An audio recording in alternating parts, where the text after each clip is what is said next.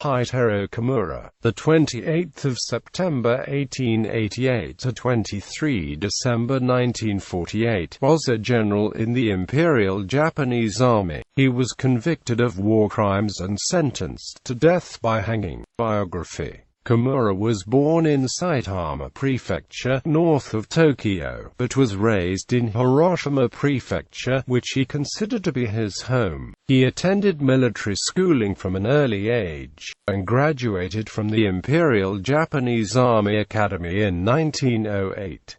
He went on to graduate from the Army War College in 1916 and was commissioned into the artillery. He served during the Japanese-Siberian intervention of 1918–1919 in support of White Russian forces against the Bolshevik Red Army. He was subsequently sent as a military attaché to Germany. For the late 1920s, Kimura was attached to the Inspectorate of Artillery and an instructor at the Field Artillery School. He was selected as a member of the Japanese delegation to the London Disarmament Conference from 1929 to 1931.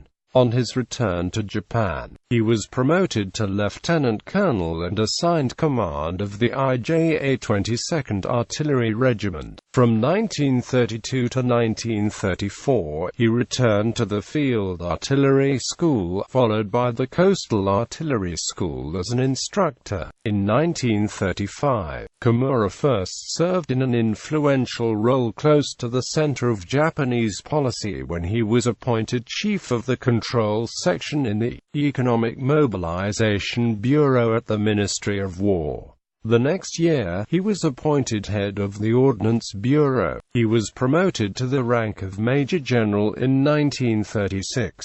He became a lieutenant general in 1939, and was assigned a combat command with the IJA 32nd Division in China from 1939 to 1940.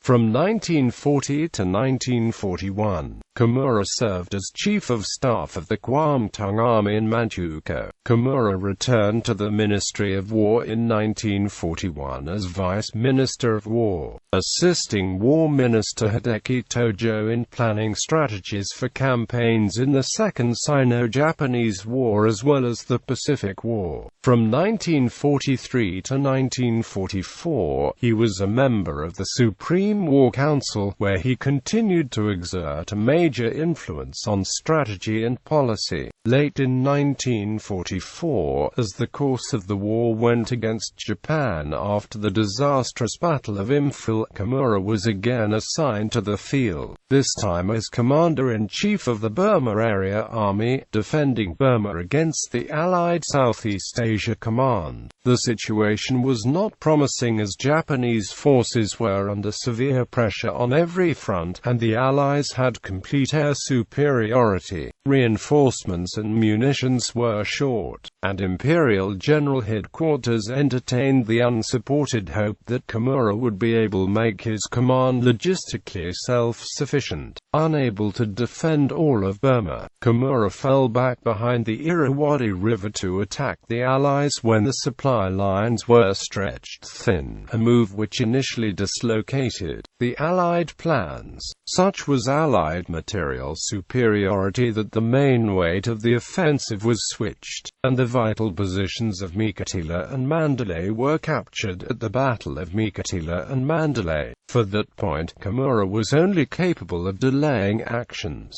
He opted to preserve his forces rather than defend the capital, Rangoon, to the last man. Promoted to the rank of general in 1945, he was still reorganizing his forces at the surrender of Japan in mid-1945. After the end of World War II, Kimura was arrested by the Allied occupation powers and tried by the International Military Tribunal for the Far East for war crimes. The tribunal cited his role in planning the strategy for the war in China and Southeast Asia, and condemned him for laxity in preventing atrocities against prisoners of war in Burma. Although the Death Railway was built from 1942 to 1943, and Kimura did not arrive in in Burma until late 1944. Kimura was also charged with the abuse and deaths of the military and civilian prisoners used to construct the railroad. Found guilty in 1948 on counts 1, 27, 29, 31, 32, 54 and 55 of the indictment, he was condemned to death by the International Military Tribunal for the Far East and hanged as a war criminal.